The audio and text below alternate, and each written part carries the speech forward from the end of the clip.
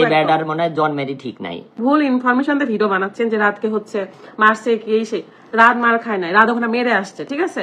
এই দেখেন এখানে পুলিশ সুন্দর করে আমাকে বলছে যে ভাইয়া চলে যান, হ্যাঁ ঠিক আছে। আর যে ভিডিওটা বানাইছে তার একটু দেখাই, এটা আসলে এই যে এমডি মাসুদ রানা, এই ব্যাডা মনে হয় এই ব্যাডার মনে হয় জন্মেরই ঠিক নাই। হ্যাঁ সরি আসলে এইভাবে বলার জন্য। ভিডিও বানাইছে সার্চে, ঠিক আছে, ওখানে লিখতে পারতেছে এখানে একটা ঝামেলা হয়েছে, সেই ঝামেলাটা এখানে মিটমাট করে দিল পুলিশ। নর্মাল কথা বলা যায় না? তো কি লিখছিস ওইটা? সামনে আসিস শুধু। ঠিক আছে এখানে শেষ করো। আর সরি আসলে সবার কাছে আমরা এরকম রুক্ষভাবে কথা বলছি, আসলে বলতে চাচ্ছিলাম না, কিন্তু আসলে দেখতেছিলাম যে আমার এই জিনিসটা নিয়ে মানুষ অনেক কি করছে ওখানে, যারা যারা ক্যামেরা অন করছে। ঘুষ দিতে পুলিশকে আমাদের ঘুষ দিতে হয় না, ঠিক আছে? পুলিশ আর্মি এরা আমাদের, যারা আমাদের পছন্দ করে এমনিতে পছন্দ করে। আমরা অপরাধ করলে অবশ্যই তারা আমাদেরকে শাস্তি দিবে। একটা কথা বলি, এখন বাংলাদেশটা চেঞ্জ হয়ে গেছে ঘুষ নিবে না পুলিশ এখন, ঠিক আছে? টাকা দিয়ে এখন কোনো কিছু হয় না, টাকা দিয়ে কাউকে কেনা যাবে না, যেটা মনে করতেছে বাংলাদেশ এখন চেঞ্জ হয়ে গেছে। বাংলাদেশের পুলিশ এখন আর ঘুষ এগুলো খায় না। বাংলাদেশ পুলিশ আগে দেখে যে আসলে দোষ কার ইয়া কার। হ্যাঁ তুমি যাও, এখন আমি একটু কথা বলবো। পুলিশকে ঘুষ দিয়ে লাভ নাই, কারণ পুলিশ আমাদের কথা শুনবে না। আমি যদি অন্যায় করি, পুলিশ আর্মি প্রশাসন কেউ আমার কথা শুনবে না। আমি অন্যায় করছি মানে আমাকে এখন লকআপে ঢুকতে হবে। তো আমরা আল্লাহর রহমে অন্যায় করি না, আমরা সবসময় বুঝে শুনে চলার চেষ্টা করি, অন্যায় থেকে দূরে থাকি। আমার হাজবেন্ডও তাই, বরং আমার হাজবেন্ড আমাকে বুঝায় যে তুমি যে রাগ করো, আমি তো একটু মানে বদমেজাজে, কিন্তু আমি মিডিয়াতে বদমেজাজ গুলো দেখাই না, শুধু আজকে দেখাইলাম কারণ আমার হাজবেন্ডকে না বাজে বাজে পোস্ট করতেছেন আপনারা ভুল ইনফরমেশন দিয়ে। ভিডিও করছেন ঠিক আছে, সেখানে একটা সিনক্রেট হয়েছে অটোওয়ালার সাথে, সেখানে অটোওয়ালার অনেক লোকজন ছিল ওখানে আসছে, ঠিক আছে। আমার হাজবেন্ড আর আমার ভাই ছিল, দুজন ছিল। আমার কথা হচ্ছে যে আপনারা ভিডিও করছেন, ছাড়ছেন, ওকে, আপনারা লিখতে পারতেন বা বলতে পারতেন যে রাত ভাইয়া ঠিক হয়নি, অটোওয়ালার সাথে এরকম ব্যবহার করছেন, বা ভাইয়া আল্লাহ বাঁচায় দিছে, বা এরকম লিখতে পারতেন। কিন্তু আপনারা এই যে ব্যাড যেগুলা মানে ইয়াগুলো দিচ্ছেন, নিউজ গুলো দিচ্ছেন, নিউজ না ওই যে বড় বড় ব্যানার করে দিচ্ছে, এই দেখুন আপনারা কট খেয়েছে, এই দেখুন আপনাদের হচ্ছে এই হচ্ছে। আমি কট খাওয়ার পরেও তো বউ আমার মেনে নিছে, আপনাদের সমস্যা কোথায় ভাই?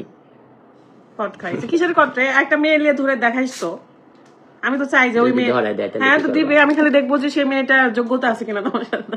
যদি বাই চান্স ধরো যে একটা মেয়ে নিয়ে ধরাই দিল আমাকে, তখন তুমি মেয়ে নিয়ে কি ধরাই দিবে? তুমি মেয়ের কাছে গেলে তো ধরাই দিবে। আচ্ছা গেলাম, ধরো হ্যাঁ তো যাবাই তো, হ্যাঁ গেলাম, তারপর ধরাই দেওয়ার কট খেয়ে গেলাম, তখন তুমি কি করবা? কি হলো এটা? আমাদেরকে কে দিয়েছে এটা? আমরা এটা নিব না। টিপ দিয়ে হইছে মানে এই যে চলে গেছে। তখন কি করবা? কট খাওয়ার বিষয় কি যে মেয়ের সাথে ধরা পড়লে কট? মেয়ের সাথে যদি কট খাই তাহলে তুমি কি মানে মেয়ের সাথে ধরা পড়ছে ওইটা কটটা না? তো এরকম কট হলে তো সমস্যা কি? তাহলে তো তোমাকে যা মানুষ চিনে, তোমাকে আরো মানুষ কামাইতে পারবে যে রাত ভাই কট খাইছে। তখন কি তুমি আমাকে ছেড়ে চলে যাবা?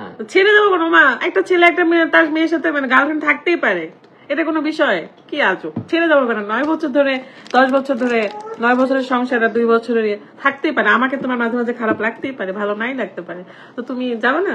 তবে আমার থেকে সুন্দরী হলে যাইও, আমার থেকে সুন্দরী হলে যাইও। আমি অনেক লাগছি না, আমি চাই যে যার সাথে কট খাবে যেন আমি বলতে পারি দেখ আমার থেকে সুন্দরী মেয়ের কাছে গেছে, তার মানে হচ্ছে ঠিক আছে তাহলে ওকে, মানে আমার যোগ্যতা আছে। হ্যাঁ যোগ্যতা আছে বলতে কি মানে আমার থেকে সুন্দরী যদি হয় তাহলে তুমি যেতে পারো। কট খেলে আমার অসুবিধা, যদি দেখি যে রাত যার সাথে কট খাচ্ছে সে আমার থেকে সুন্দর না। আইন গতিতে চলে, যা বলেন সুস্থ বলুন, আপনারা অসুস্থ। ও আমরা অসুস্থ। কোথায় দেখতেছো এটা? কোনটা? এই যে আচ্ছা এখন আপদের সাথে গল্প করো। শোনেন, যদি দেখি যে আমার থেকে কম সুন্দর, হ্যাঁ তুমি যে মেয়ের সাথে কট খাবা, তাহলে তখন ঝগড়া করবো যে কি এমন মেয়ে নিছো। কোনটা গো তুমি দেখতেছো? চলে গেছে। আচ্ছা যাই হোক, বিথি আপু আমার মানিকগঞ্জ পরিবার থেকে আমন্ত্রণ। আচ্ছা সবাইকে অনেক ধন্যবাদ যারা যারা তখন কষ্ট করে আমার এই ভিডিও আমার আগে শুনতেছিলেন। আপু আসলে এখন এমন অবস্থা যে উপরে উঠতে গেলে তাকে নিয়ে এমন ভাবে টানাটানি করে যে নিচে নামানো একবারে। আমি বলি এই যে 3টা বছর আমি মিডিয়াতে আছি, আমার মাথা অতিষ্ঠ হয়ে গেছে এই লাস্ট 6 মাসে। আমি করছি গাড়ি নিয়ে, মানে গাড়ি চালায়, গাড়ি নিয়ে একটা ঝামেলা বাজছে, আর মানুষ স্ট্যাটাস দিচ্ছে যে আমি কট খাইছি। কি সব কথাবার্তা? হ্যাঁ ওখানে বয়স্ক কয়েকটা মানুষ চিল্লাচিল্লি করছে, আমার বিপক্ষে গেছে, কারণ হচ্ছে যেহেতু আমি একজনকে মারছি, এটার জন্য আমার বিপক্ষে গেছে।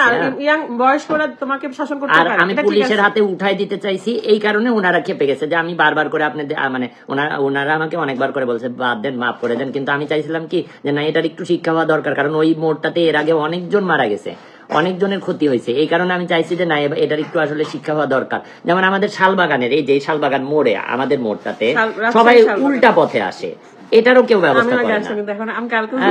যেমন দিদি ঢুকতে লাগলে বা আমি ঢুকতে লাগলে আমি মানে ওর সাথে রাগারাগি করি, জীবনে ভুল কখনো উল্টা পথে আসবে না। আমাদের এই শালবাগানে লেখা আছে যে উল্টা পথে যাবে না, কিন্তু সবাই উল্টা পথে যায়। এটারও আমাদের রাজশাহীর আসলে মানে যারা সার্জন বা পুলিশজন আছেন তাদের আসলে দরকার একটু এদিকে নজর দেওয়া। আমি একটু কয়েকটা কথা বলো। কাজল শোনা আসছো, আমি এত ঝামেলার মধ্যে পড়ছি যে কি বলবো। আমরা 3 বছর ধরে কিন্তু মিডিয়াতে আছি, 3.5 বছরের মতো, 3 বছরই না, তো ভালোই ছিলাম। লাস্ট 6-7 মাস ধরে আমাদেরকে মানুষ অতিষ্ঠ করে ফেলতেছে, এমন ভাবে পিছনে লাগছে মনে হচ্ছে যেন আমাদেরকে তারা কেউ চাচ্ছেই না।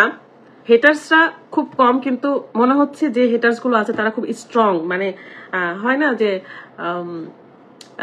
যদি কি বলে যেন, মানে খুব স্ট্রং আর পাওয়ারফুল হেটার্স এগুলো আর কি। তো এরা খুব চেষ্টা করতেছে আমাদেরকে দুর্নাম করার, আমাদেরকে টেনে নিচে নামানোর, আমাদের সুখ শান্তি হারাম করার। তো এই জন্য হচ্ছে সবাই মিলে পিছনে লাগছে।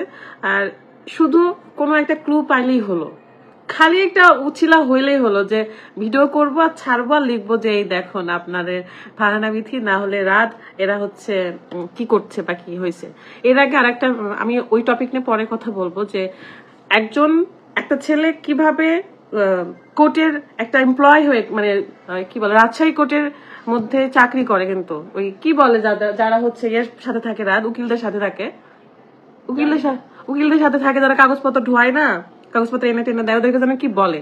তো কোর্টের মতো, রাজশাহী কোর্টের মতন একটা জায়গায় কাজ করে, উকিলের সাথে থাকে, সে কি করে কোর্টের মানে নিয়ম আইন কানুনের অমান্য করে হচ্ছে ভিডিও করে বা কাজ করে।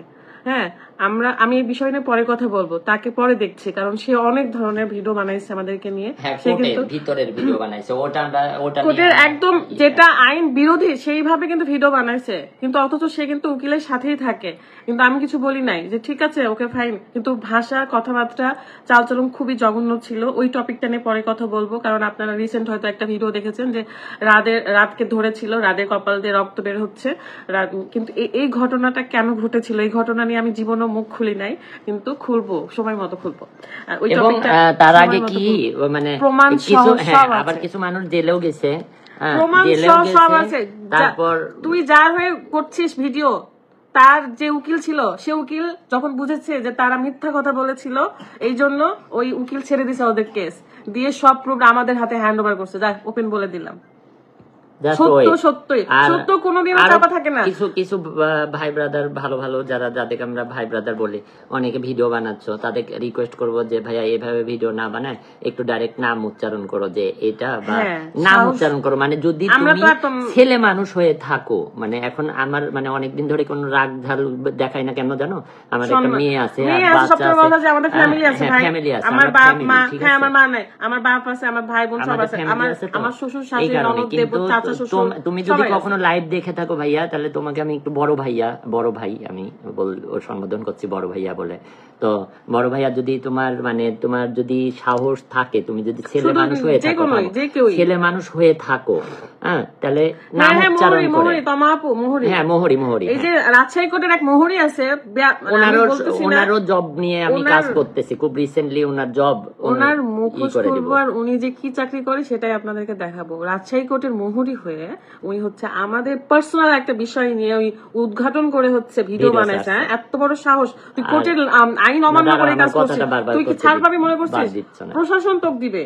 হ্যাঁ, আর দ্বিতীয় হচ্ছে ওই যে বললাম না যে ভাইয়া, বড় ভাইয়া, সম্মানিত বড় ভাইয়া যে ভিডিও বানাচ্ছ, যদি সাহস থাকে ভাইয়া একটু আমার বা বিথির বা যাকে নিয়ে ভিডিও বানাচ্ছ একটু নাম ধরে ভাইয়া বানায়, তাহলে আমি একবার থাপ খাইছে না। ও আচ্ছা, একবার তো আবার জেলে গেছিল না, জেলে যেমন কতদিন ছিল। আর যারা জেলে যায় আসে বের হয় তাদের ভয় থাকে না, সম্মানও থাকে না। তারপরও যদি ক্ষমতা থাকে, মানে নিজেকে ছেলে বলে দাবি করো, মানে মাঝামাঝি না দাবি করে ছেলে বলে দাবি করো, তাহলে ইয়া করো, একটু নাম ধরে ভিডিওটা বানায়ো ভাইয়া। আমি তোমার ভিডিও দেখার অপেক্ষায় থাকবো।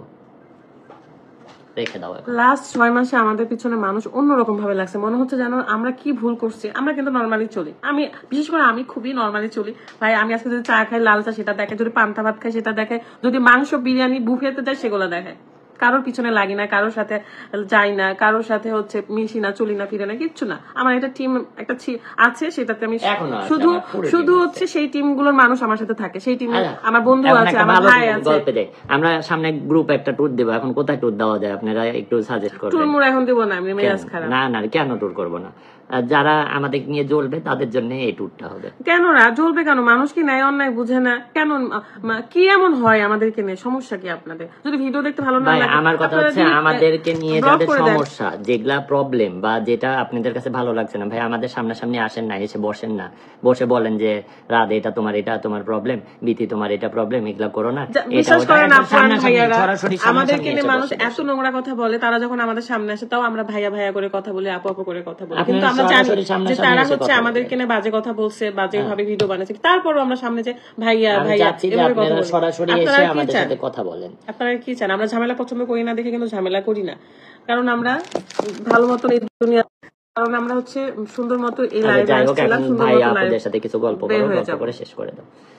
আল্লাহর কাছে আপনারা দোয়া করেন যেন আমরা খুব তাড়াতাড়ি আস্তে ধীরে মানে মিডিয়া থেকে আস্তে আস্তে খারাপ মানুষদের সাথে পারা যায় না। বিশ্বাস করেন যে নাইনা ব্লগ আপু একদম মনের কথা বলছেন।